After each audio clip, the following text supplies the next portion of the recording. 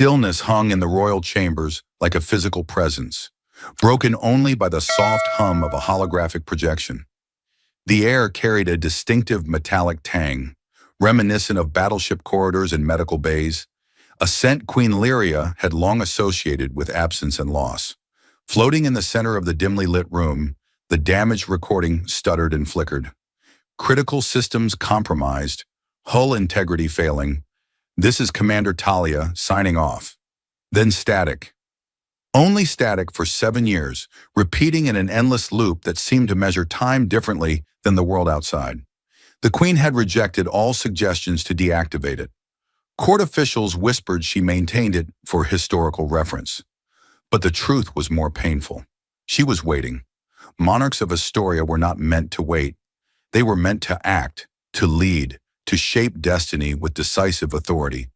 Yet since the Hegemony War, since watching her daughter's vessel dissolve into incandescent plasma somewhere beyond the Corellan Rift, Lyria had existed in this suspended state between grief and hope. Throughout the rest of the Crystalline Palace, preparations for the Grand Concordat Summit created a stark contrast to the Queen's solitude.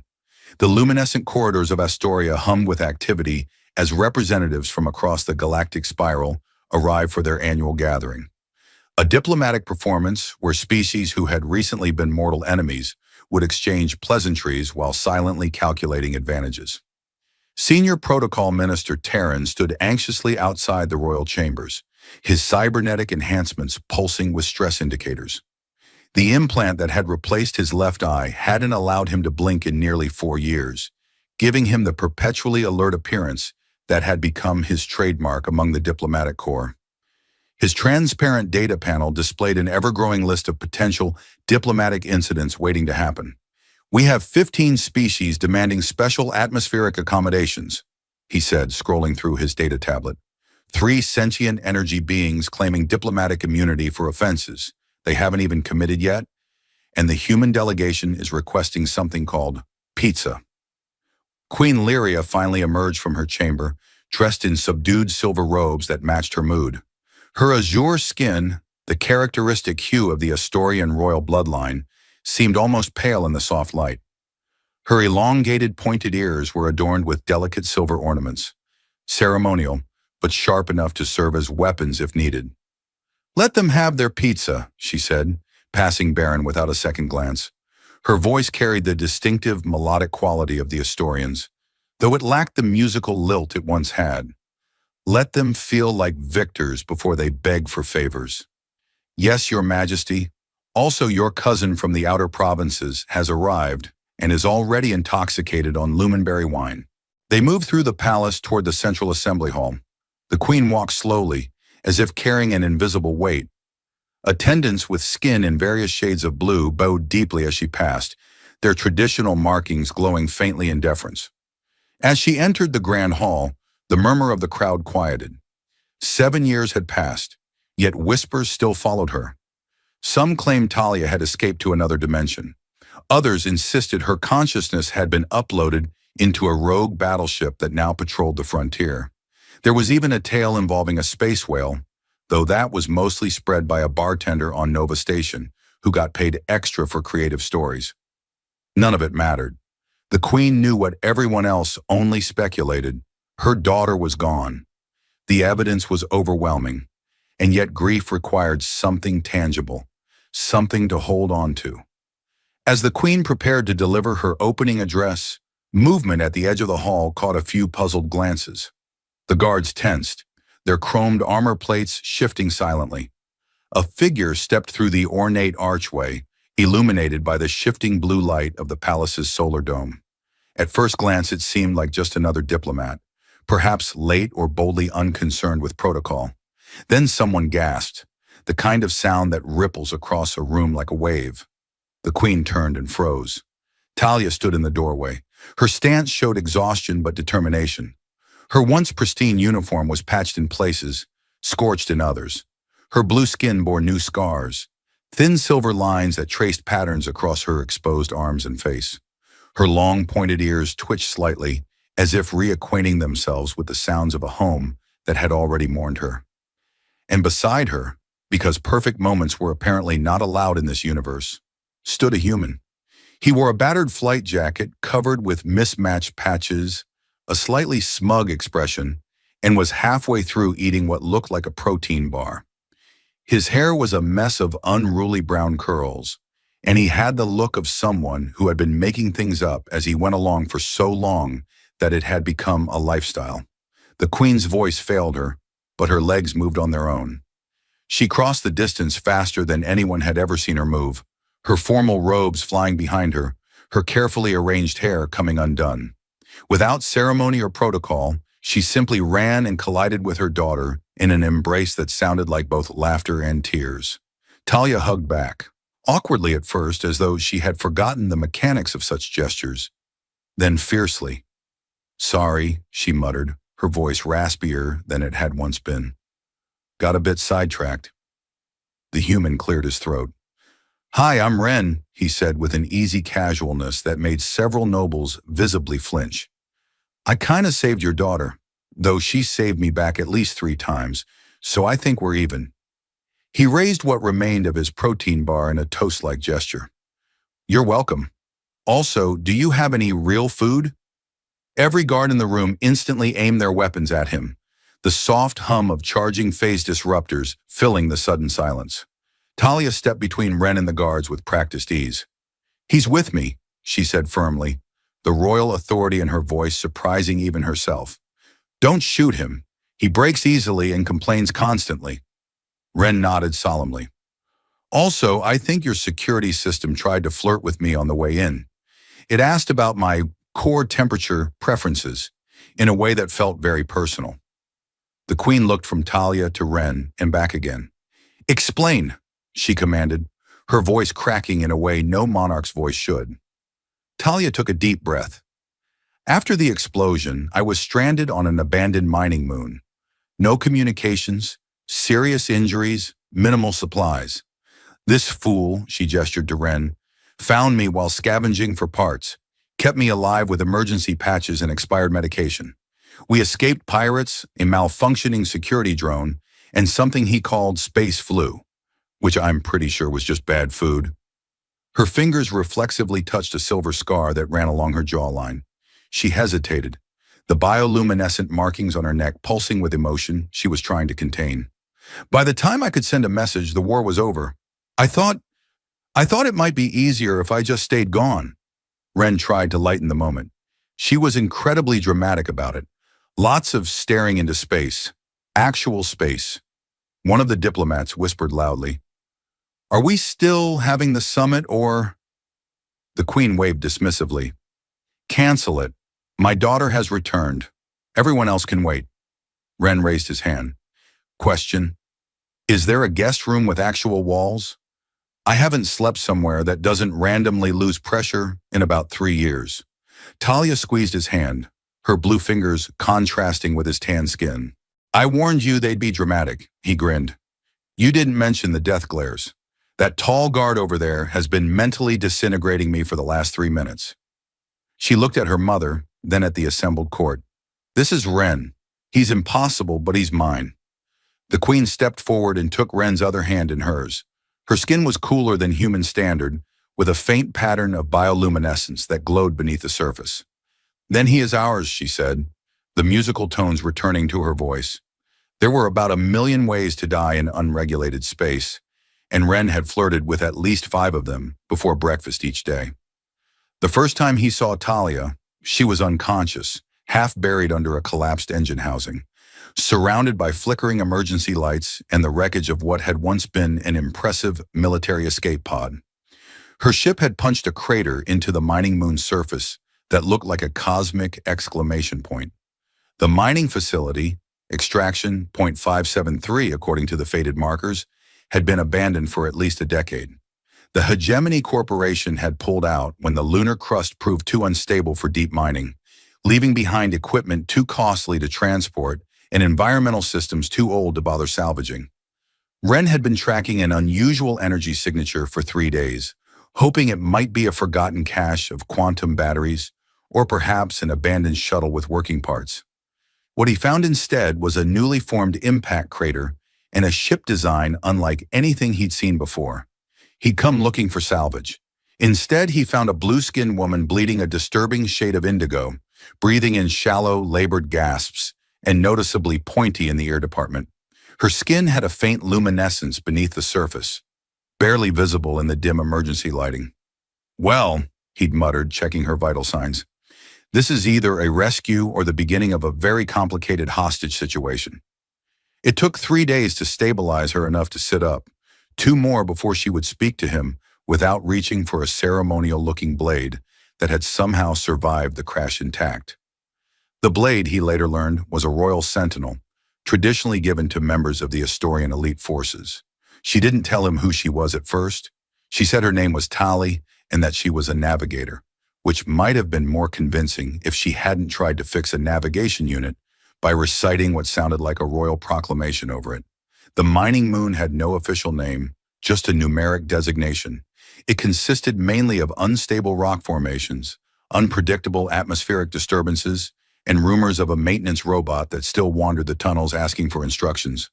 Wren claimed to have glimpsed it once and named it Herbert. Wren's ship, if you could dignify the cobbled-together parts with such a term, was a modified cargo shuttle with temperamental engines and a habit of making alarming grinding noises during atmospheric entry. He'd named it the Lucky Break, which had proven to be more ironic than accurate on multiple occasions. They stayed hidden in the abandoned facility while Talia recovered.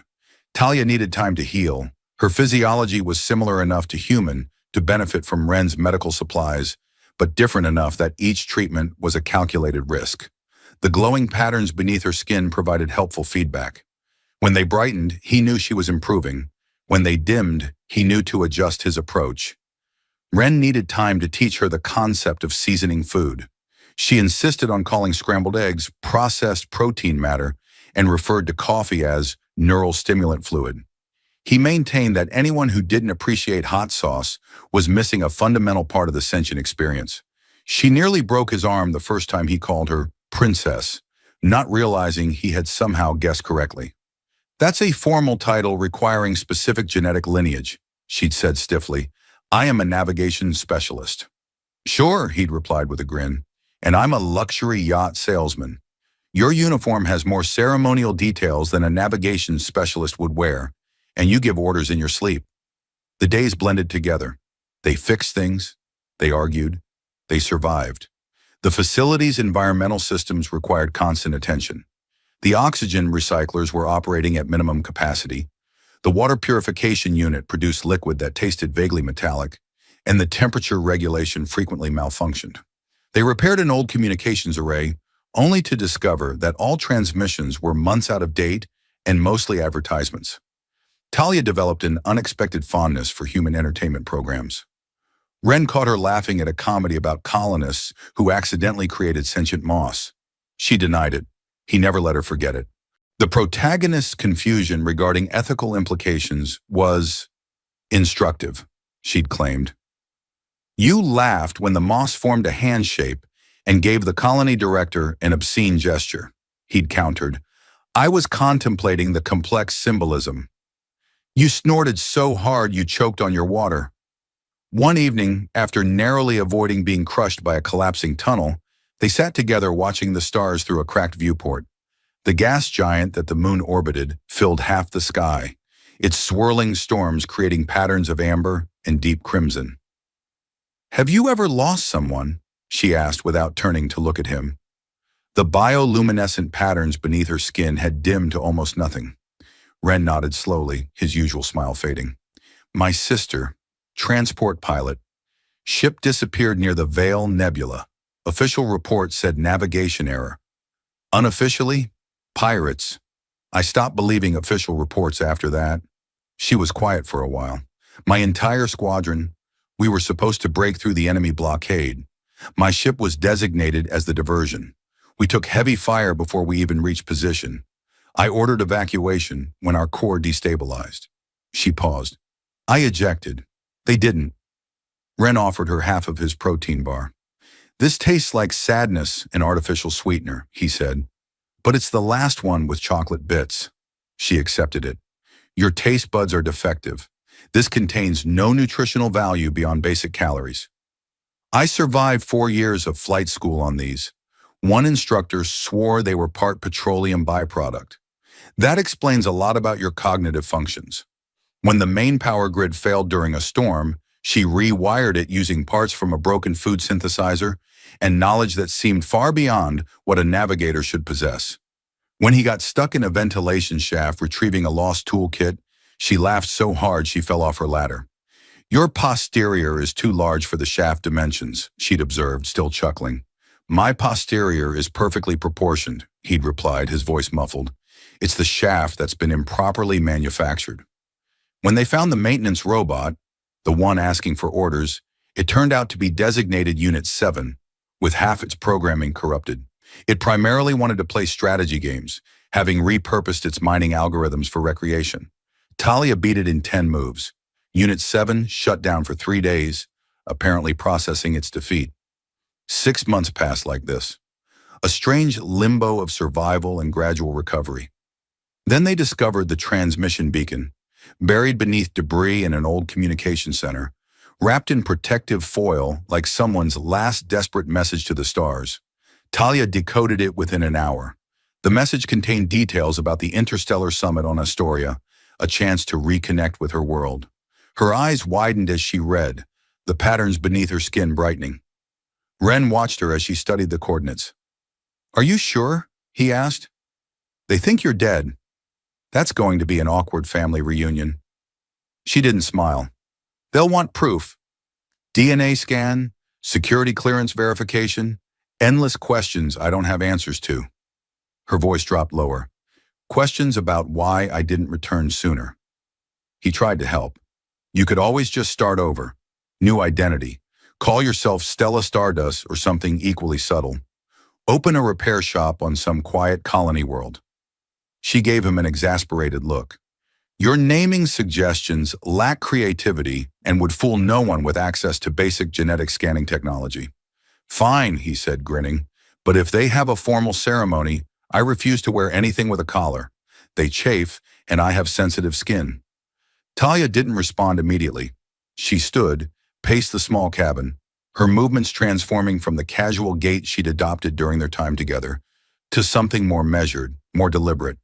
The walk of someone who had been trained since childhood to be observed. "I don't know how to go back," she finally said. "I'm not who I was." Ren leaned back, hands behind his head. "I don't think you're supposed to be.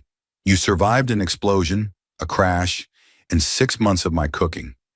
Anyone who comes out of that unchanged is probably a robot."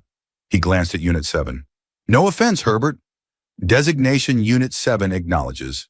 No offense registered," the robot replied. She looked at Ren, the corner of her mouth twitching slightly. "What if they don't accept me?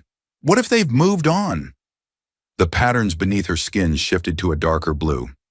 "They will," he said with more confidence than he felt. "You're Talia, and if they don't, I'll threaten them with a strongly worded complaint.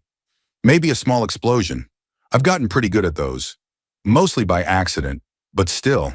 The journey to Astoria took a week aboard the Lucky Break, which protested the entire way with alarming noises and occasional systems failures. They made 3 unscheduled stops for emergency repairs, once when the atmospheric recyclers began producing a gas that made Ren hallucinate briefly about singing asteroids. Once when the gravitational stabilizers inverted polarity and sent everything not secured flying to the ceiling. And once when the main engine simply shut down in the middle of a debris field. They navigated through jump gates and uncharted systems, dodging 2 bounty hunters and an asteroid field that seemed to have a personal vendetta. Ren managed to modify a diplomatic transponder, using parts from Talia's emergency beacon and pieces of the food synthesizer. Talia watched him work with a mixture of fascination and horror. "Is this normal for humans? This haphazard approach to critical systems?" "I prefer to call it creative problem solving," he replied, connecting wires that probably shouldn't be connected. "You'd be amazed how many things can be fixed with improvised solutions. This technique once got me through a blockade by convincing their sensors I was a waste disposal vessel. Nobody stops the garbage ship." The palace loomed ahead as they approached Astoria, a magnificent structure of crystal and light that seemed to grow directly from the planet's surface. Towers spiraled upward, connected by transparent bridges that sparkled in the light of the twin suns. Ren adjusted the ship's approach, trying to appear more confident than he felt. The Lucky Break looked woefully out of place among the sleek, pristine ships of the visiting dignitaries. Talia exhaled slowly. You don't have to come in with me. You could wait here, or even leave if you wanted. Your obligation ended when my injuries healed. He glanced at her, noting how the luminescent patterns beneath her skin had formed intricate swirling designs he'd never seen before. You really think I've survived all this just to miss the dramatic finale? That violates basic storytelling principles. I'm serious, Ren. Her voice had taken on the formal quality that emerged when she was stressed. This isn't simple. You could be detained, interrogated, or worse. He reached over and took her hand, feeling the slight coolness of her skin against his. The luminescent patterns brightened at his touch, spreading up her arm like ripples. So could you. Silence hung between them. Finally, she nodded. Fine, but if they execute you, I'll be mildly annoyed. He smiled. Such overwhelming sentiment. I'm touched. The docking bay opened like a waiting mouth as the ship touched down with a series of concerning noises. Maintenance droids stationed around the bay visibly recoiled at the state of the Lucky Break and the alarming fluid that began to leak from its undercarriage upon landing. Ren felt his stomach tighten. Not exactly fear, just the quiet realization that everything was about to change. And somewhere beneath that, the hope that maybe they might finally get a meal that didn't come from a tube. He turned to her one last time before the airlock opened. Ready? Talia's ears twitched slightly, an involuntary response he'd come to recognize as anxiety. No. He grinned. Perfect. Ren had never met royalty before, but he was pretty sure they weren't supposed to cry on your shoulder, especially not in front of an assembly of visiting dignitaries. Queen Lyria hadn't let go of her daughter in what felt like minutes, which left Ren standing awkwardly nearby. The palace guards had eventually lowered their weapons, though at least 3 still watched him, as if he might suddenly decide to steal the throne or raid the kitchen. The guards wore armor that seemed to be a blend of technology and artistry, with plates that shifted and adjusted automatically to their movements. One particularly stern guard whispered something about his jacket violating at least 12 diplomatic dress codes. The Grand Hall was even more impressive from the inside. A vast open space with walls of living crystal that hummed with subtle energy. The ceiling was a dome of transparent material that filtered the harsh sunlight into a gentle blue glow. Diplomats from dozens of worlds stood in clusters, their varied physiologies representing the diversity of the interstellar alliance. Talia finally stepped back from her mother's embrace. Mother, this is Ren, she said, gesturing toward him with a formality that almost made him laugh after months of casual interaction. Ren, this is my mother, Queen Lyria, sovereign of Astoria, guardian of the 7 systems, and keeper of the eternal flame. She gave him a pointed look. She rules half a sector and can have you executed with a gesture. Try to be polite. I brought food, he offered lamely, holding up his protein bar. Several nearby diplomats visibly recoiled. The queen blinked at him, her luminescent patterns shifting in what might have been confusion. He communicates better when not surrounded by armed guards and staring dignitaries, Talia muttered. I apologize, Ren said, trying to sound more diplomatic. I'm just trying to process whether this is the most awkward meet-the-parents moment in galactic history or merely in the top 5. The queen tilted her head. He is unusual. Talia crossed her arms. He has his uses. Ren attempted a bow that looked more like he was checking if his shoes were tied. Mostly in emergencies and card games. I taught Her Highness how to play poker. She's terrifyingly good at bluffing. The queen stepped forward. You kept my daughter alive. Ren shrugged. She did most of the hard work. I just identified which fungi weren't poisonous and occasionally caught her when she passed out from blood loss. He paused. Which wasn't often. Mostly she was terrifyingly competent even while bleeding. Talia glanced sideways at him. You make me sound helpless. You were bleeding from 3 different places when I found you. One of them was your ear. I didn't even know ears could bleed that much. Queen Lyria's expression wavered between royal composure and maternal relief. Instead of embracing her daughter again, she simply nodded. You are both safe now. That is what matters. It turned out to be a lie. 40 minutes after the queen ordered a medical team to examine Talia and the palace chef to prepare anything that doesn't come from a tube or packet, the High Council demanded an emergency session. Counselors from 12 different planets had heard about the princess's return and arrived faster than light speed. Ren wasn't allowed in the council chamber, not because of protocol, but because he'd accidentally triggered the security system while trying to find the bathroom, which somehow initiated a lockdown and a 15-minute warning about potential dimensional breaches. He apologized profusely, then wandered off to explore. The palace artificial intelligence, named Nova, seemed to find him fascinating. "You have an interesting facial structure," it announced as soon as he entered the guest suite. Ren jumped. "That's either a compliment or an insult, and I'm not sure which." "I analyze physical characteristics as part of security protocols," Nova explained cheerfully.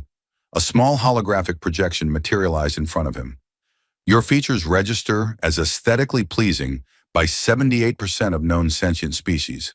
Additionally, your heart shows an irregular rhythm when near Princess Talia. I feel both flattered and slightly violated." He examined the guest suite, which was larger than the entire living area they'd shared on the mining moon.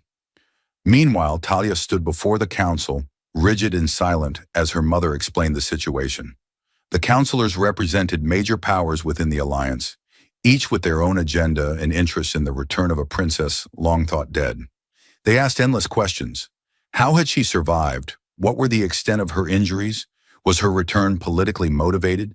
Had she made contact with enemy forces during her absence? What did the human know? Had he seen any sensitive information? Talia answered each question directly, her royal training evident in the careful precision of her responses. When she finished her account, a Minervan counselor leaned forward, light refracting through his crystalline form. "And the human? You vouch for him? Our intelligence suggests he has a rather colorful history." "Yes, he's just a mechanic." Her voice remained steady, but the luminescent patterns beneath her skin betrayed a flash of protectiveness. "His past is irrelevant to the current situation."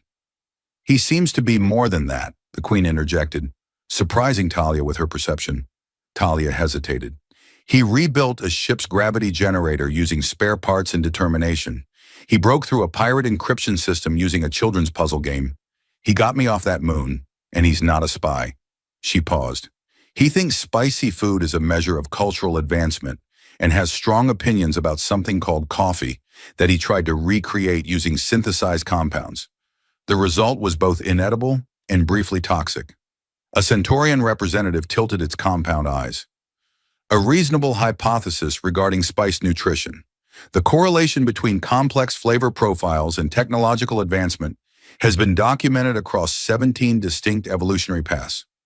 Elsewhere, Ren wandered through the guest wing and found himself in what appeared to be a communal area designed for informal diplomatic interactions, including a zero-gravity relaxation chamber occupied by 3 floating diplomats and a hovering drink tray. One of them waved. "You must be the human," said a 4-armed envoy with glowing tattoos that shifted position across its skin. "We've heard all about you. The princess's rescuer." "Great," Ren said. "I have no idea where I am. I was looking for food." "You're in the interspecies relaxation sphere. Would you like a beverage that tastes like your childhood?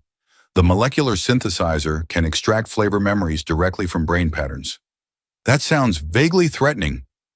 The diplomat's tattoos formed a pattern that might have been laughter. "It should. The Minervan delegation used it last summit and complained of tasting their larval stage for days afterward." He declined the drink but accepted what appeared to be a snack cube that hummed slightly when touched and changed flavor every few seconds. On his way back, he encountered a very confused ambassador from the Hive Collective who asked if humans always had so many teeth visible. Ren just smiled wider.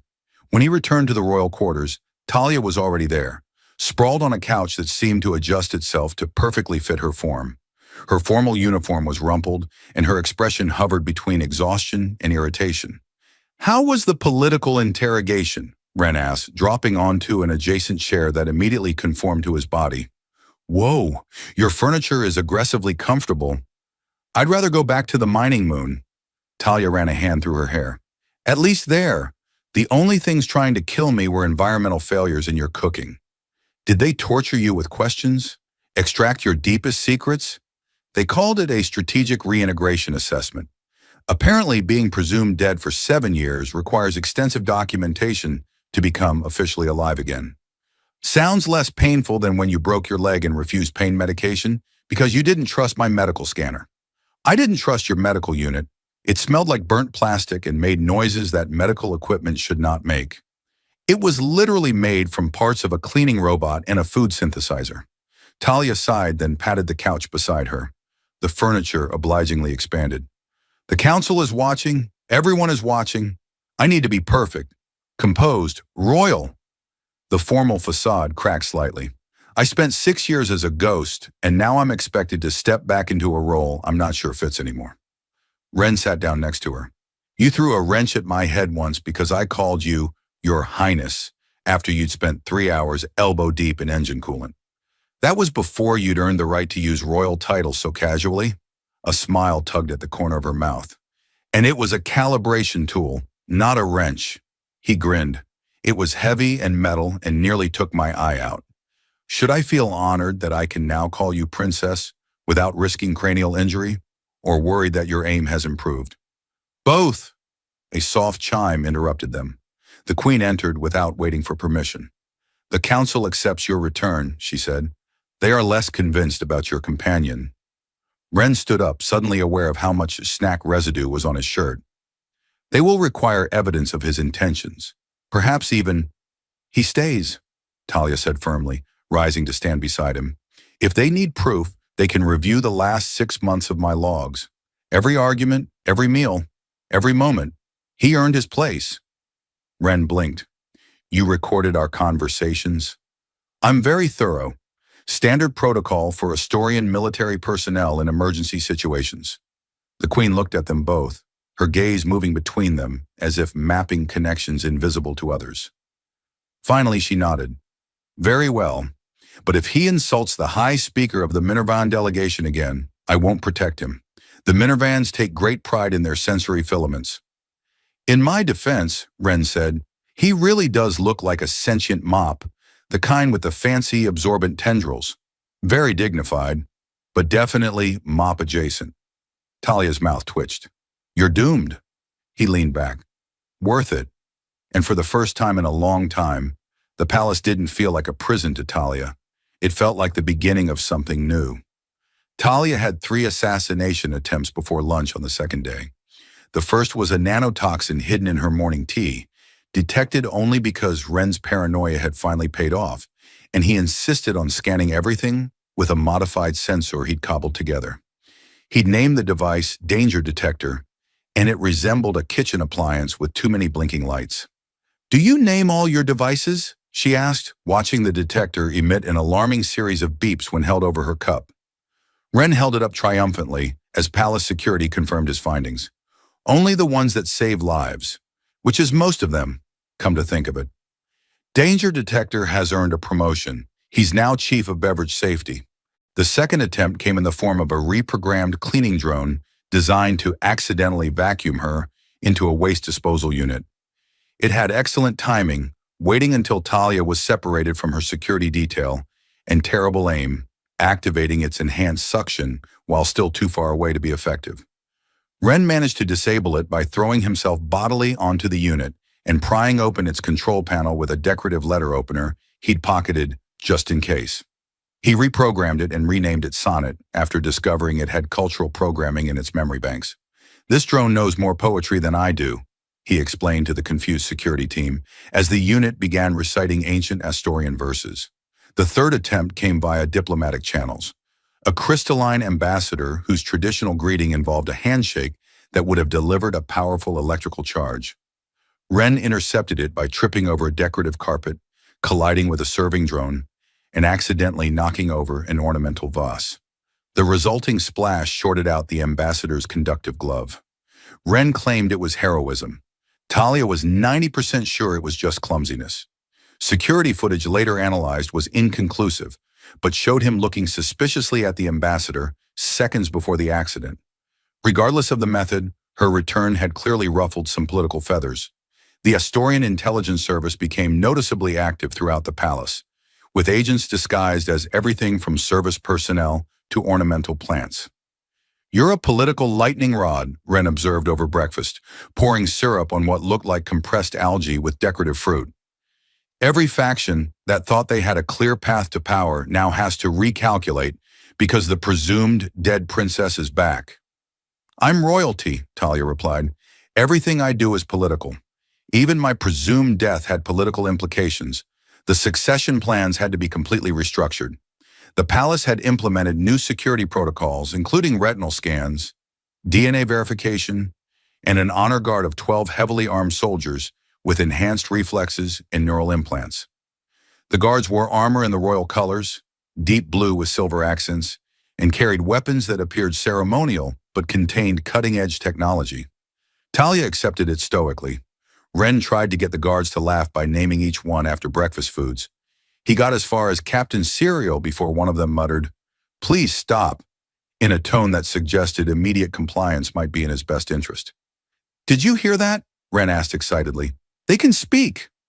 "I thought they were communicating telepathically." "I am physically incapable of ignoring nonsense beyond certain parameters," the guard admitted, looking like he immediately regretted breaking his silence. Despite the threats, Talia refused to stay locked away. She returned to the strategy chamber, reviewed reports from the outer colonies, and answered hundreds of personal messages from allies, enemies, and one very confused fan who thought she was a character from a popular virtual reality show. The Queen insisted she take it easy. "I just got back," Talia argued. "I don't want to disappear again behind security protocols and royal isolation." "You're not disappearing," Queen Lyria said. "You're being protected. Like a treasure, like a target." The patterns beneath her skin formed complex structures that matched her daughter's. "There are those who saw opportunity in your absence, who rebuilt their power structures around the reality of your death." Wren watched the mother-daughter standoff while eating snacks made by the palace's food synthesizer. Eventually, a compromise was reached. Talia would attend the Unity Festival, an annual event celebrating interstellar peace that had been established after the last major conflict. The festival took place on a floating city in the skies of Elysium Prime, a gas giant with 16 moons that served as a neutral meeting ground for the Alliance. The entire city hovered over an ocean of liquid metals and crystal formations, with occasional energy beings that might have been native life forms or just tourist attractions. "Did that one wave at me?" Wren asked, pointing to a swirling pattern of light. Talia didn't look up from adjusting her ceremonial armor. "If it proposes marriage, say yes. They make better partners than most politicians." The city's central spire broadcast holographic celebrations across the system. Talia's appearance would be streamed live to billions across the Alliance, her return serving as both news and symbol. "I don't like being used as a symbol," she said in the preparation room. "Symbols don't get headaches or have to smile for hours while wearing uncomfortable ceremonial armor." "You're doing great," Wren replied, tugging at his formal clothes. "Why am I even here? Emotional support, backup, comic relief. Also, someone has to make sure you don't accidentally activate the gravity controls again." She frowned. "That happened once, and it was because you told me the big red button was probably the refreshment call." The ceremony began with dancers from 7 worlds, orbital choirs, and one acrobatic team from a low-gravity planet who accidentally floated away mid-performance. Talia stepped forward when announced, emerging onto the central platform to thunderous applause. Her face remained calm, her hands steady as she acknowledged the crowd. Then the stage exploded. Not completely, just enough to send half the audience into panic and the royal guards into action. A localized detonation that created a cloud of smoke that obscured the central platform. Talia's instincts kicked in immediately, shield up, movement low and controlled, eyes scanning for threats. The ceremonial armor activated additional protective features, a shimmer of energy forming around her. Wren had reacted too, though in a less trained manner. He had tackled a flying object midair before realizing it was actually a malfunctioning celebration drone filled with confetti and slightly too much propellant. "False alarm," he yelled, coughing up glitter and tiny holographic peace symbols. "Just a party drone." But the real danger came seconds later. A cloaked figure dropped from above, weapons drawn, armor reflecting light in patterns designed to confuse visual targeting systems. The intruder moved with military precision, not aiming for Talia, but for the queen. Talia intercepted with a kinetic blast from a weapon concealed within her ceremonial gauntlet, sending the attacker spinning through the air. Ren got there next using a shock baton he'd borrowed from Captain Serial earlier. The attacker's helmet came off when they collided with a decorative column. It was someone Talia knew, the recognition immediate and visceral, causing the luminescent patterns beneath her skin to flare with shock. "Darren," she said, voice hollow. "Commander Darren." He grinned, indigo blood trickling from the corner of his mouth. "You should have stayed dead, princess." It was a better ending to the story. Later in the palace dungeons, Ren stared through the energy field at the prisoner. Darren had been stripped of his armor and weapons, but he maintained a military posture even while seated. "Ex-friend?" Ren asked, glancing at Talia. Talia glared at him. "Long-lost cousin? Evil clone? Twins separated at birth?" "Lieutenant Commander Darren Vex," she said, her voice carefully controlled. "From my squadron. Senior tactical officer. He believed I betrayed the mission when I ejected instead of going down with the ship." "He tried to kill your mom. That seems like an extreme response to a disagreement about emergency protocols." "He always was ambitious. Darren believed in victory at any cost. Survival was secondary to completing the mission." Darren didn't speak for hours. When he finally did, it was through clenched teeth. "The Unity Council isn't unified," he said, looking directly at Talia. "Half the systems are breaking away. The border worlds are in open rebellion. You were a martyr, a symbol of sacrifice. Now you're a problem." Talia crossed her arms. "You think I care about their comfort? About maintaining a political fiction? I think you don't realize how much power you've disrupted just by coming back." Darren leaned forward. "You were dead. Resources were reallocated. Agreements were made. Powers shifted. And now the lost princess returns, with a human of questionable background, telling a story that raises more questions than it answers." Ren scratched his chin. "Can I make an observation?" "No," Talia muttered, but not quickly enough. "You guys have terrible internal communication. Galaxy-changing secrets are being passed around like viral dance moves. There should be a newsletter or something." Darren didn't laugh, his attention fixed solely on Talia. "They'll use you," he said quietly, "either as a puppet or as a target." Ren turned to Talia. "So what's next? Parade? Trial? New assassination attempt?" The chef knew about the cleaning drone before security did, by the way. Kitchen staff has the best intelligence network. Talia looked out through the window at the endless sky beyond. "Next," she said, her voice taking on the quality of command, "we make a list of every person who wishes I was still dead." Sounds like a long list. "We've got time," Ren smiled. "Want me to alphabetize it? Color coding by threat level and maybe little annotations about their preferred assassination methods." She handed him a data pad with security clearance that would have made palace intelligence very nervous if they knew about it. Darren's escape attempt 3 days later was thwarted by an unlikely alliance between a malfunctioning guard robot, an overenthusiastic cleaning droid that Ren had reprogrammed, and Ren's insistence on installing motion-triggered confetti dispensers in the hallway for morale.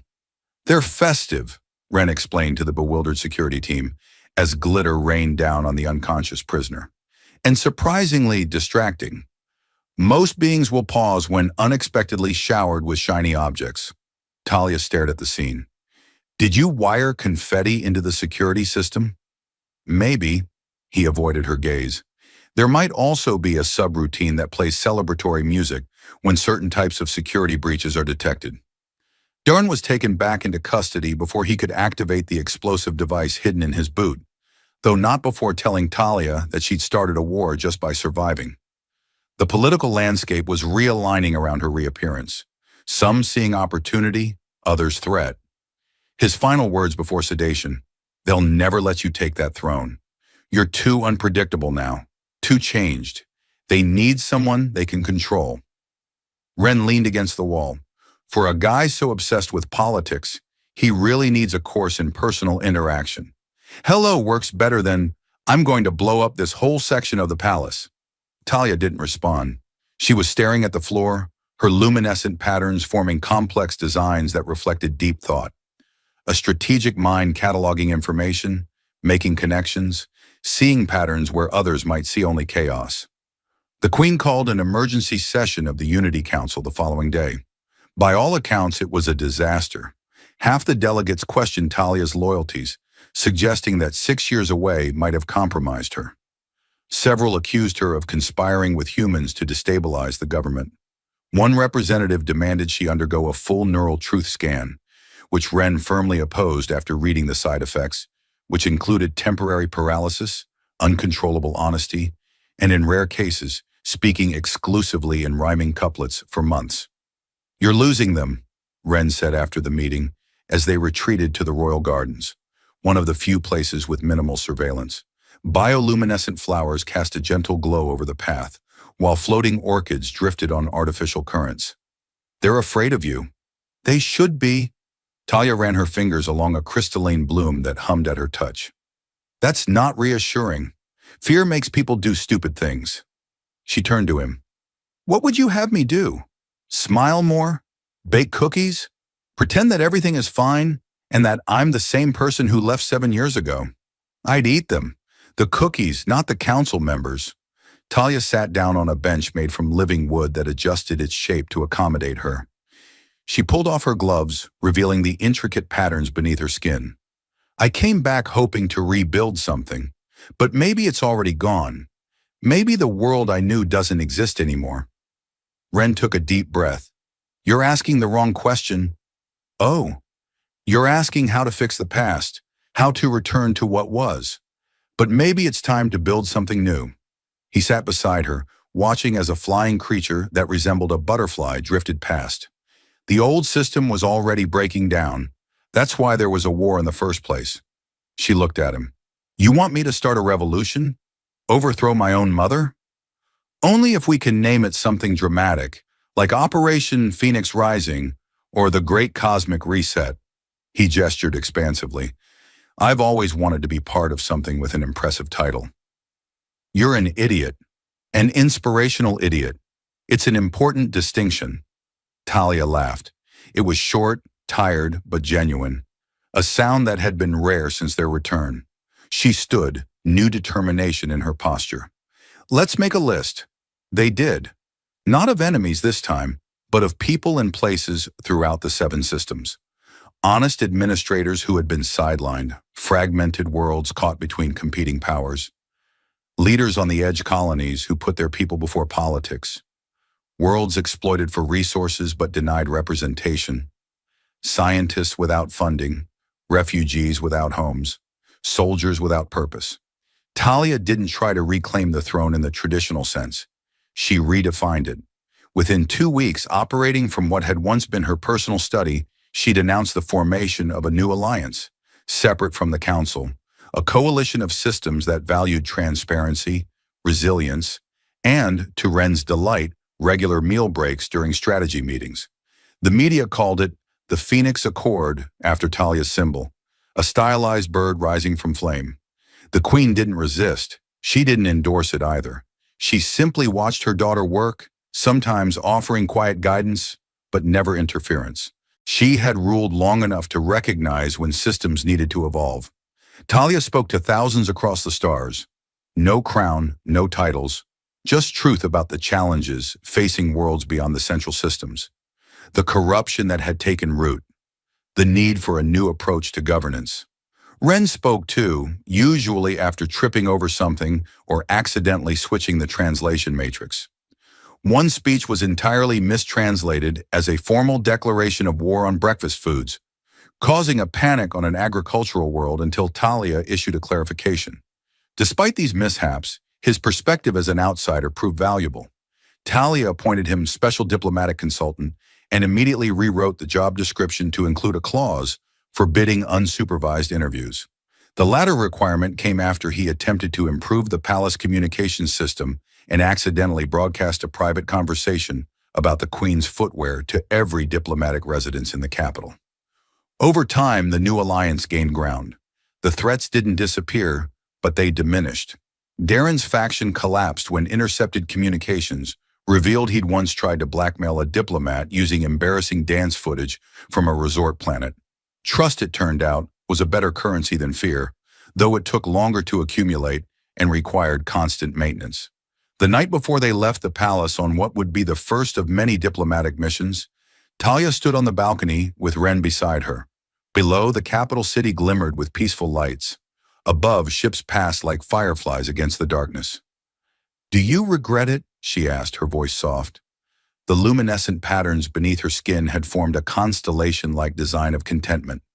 "What? The near-death experiences? The royal intrigue?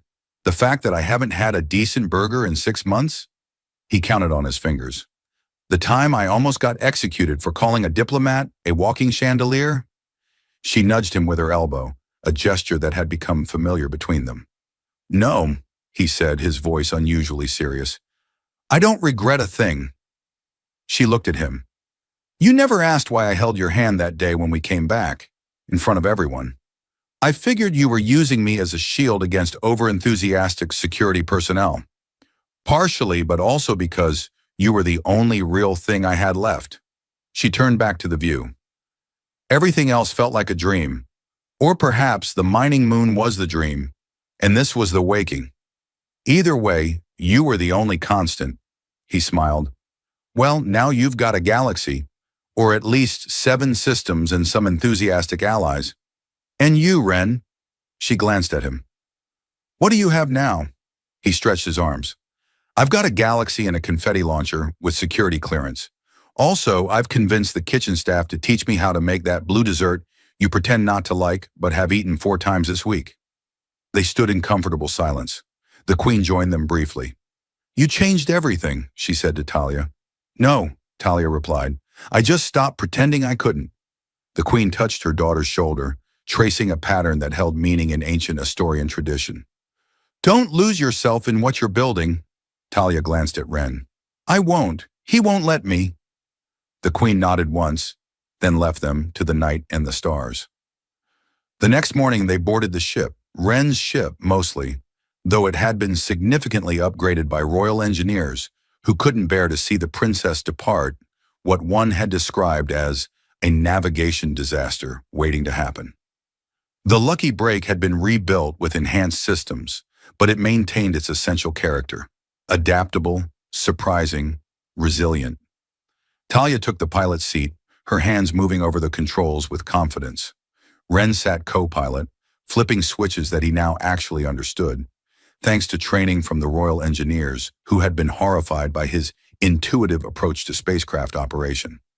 "Where to first?" he asked as the engines hummed to life. She smiled slightly. The luminescent patterns beneath her skin formed a design of possibility. "Anywhere that needs a little hope." He adjusted the navigation, plotting a course to everywhere. Then the engines roared, the stars tilted, and they were gone. For